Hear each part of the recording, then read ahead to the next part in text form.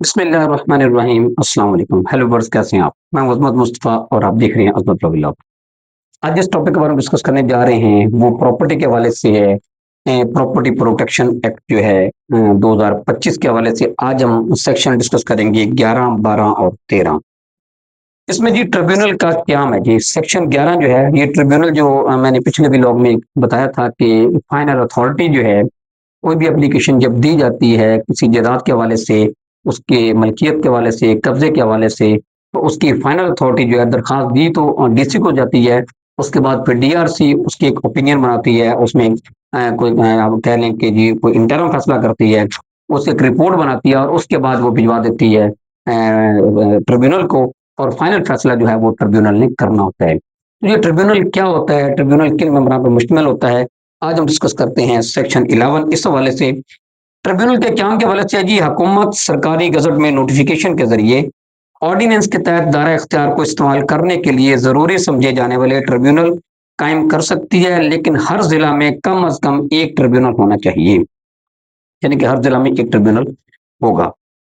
Number 2 پہ ہے جی sub section 2 جو ہے جہاں حکومت ایک سے زیادہ ٹریبیونل قائم کرتی ہے تو نوٹیفیکیشن میں علاقائی حدود کی وضاحت کرے گی، جس کے اندر ایسے ہر ٹریبیونل آرڈیننس کے تحت اپنے متعلقہ دائرہ اختیار کا استعمال کرے گی۔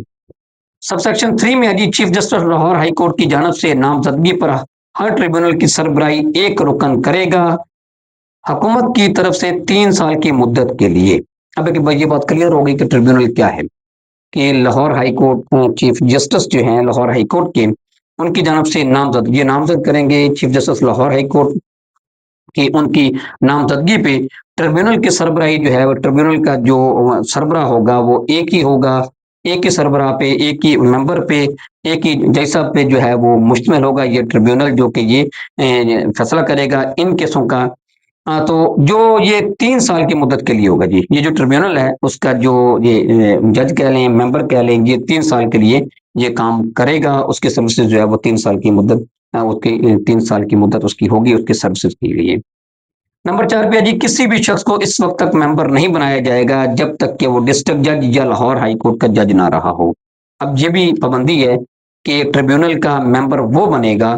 جو ہائی کورٹ کا جج یا سیشن جج نہ رہا ہو، اس لیول کا جو ہے آفیسر جو ہے وہ ٹریبیونل کا ممبر جو ہے وہ تعینات کیا جائے گا۔ کسی رکن کی تنخواہ، الاؤنسز اور سروس کی دیگر شرط و ضوابط ایسے ہوں گے جیسے حکومت تجویز کرے گی۔ جی ہے جی سیکشن 11 ٹریبیونل کے حوالے سے، ٹریبیونل کیا ہے،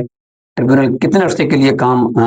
کرے گا، اور ٹریبیونل کو جو ہے وہ کون نامزد کرتا ہے، کس کی نامزدگی پر ٹریبیونل جو ہے وہ بنایا جاتا ہے، یہ آج ہم نے اس حوالے سے ڈسکس کیا۔ سیکشن 12 جو ہے جی اس میں ہے جی کہ ٹریبیونل کا استعفیٰ اور رکن کی برطرفی۔